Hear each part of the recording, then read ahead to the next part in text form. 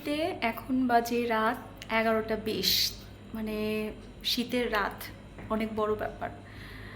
তো এই রাত 11টা 20-এ আমি কি কাজ করেছি চলেন দেখি।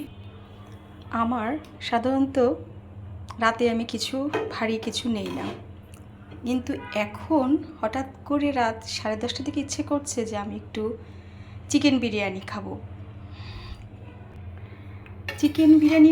কিন্তু কিছুই তো অ্যারেঞ্জমেন্ট করা নেই, মানে চিকেন নামানো কাটা যেগুলো থাকে প্রিপারেশন।